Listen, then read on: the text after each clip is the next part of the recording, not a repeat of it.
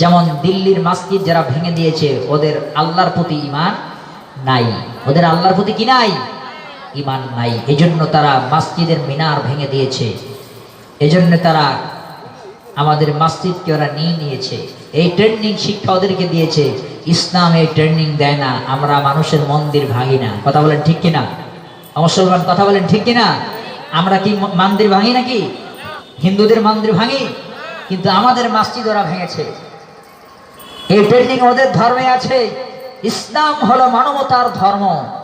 ইসলাম ঐক্যের কথা বলে, ইসলাম শান্তির কথা বলে, ইসলাম মানবতার কথা বলে, ইসলাম দরিদ্রের কথা বলে, ইসলাম সাম্যের কথা বলে। তাই মুসলিমরা মন্দির ভাঙে না। এই ট্রেনিং মুসলিমরা দেয় না, নেয় না। কথা বলেন ঠিক কিনা?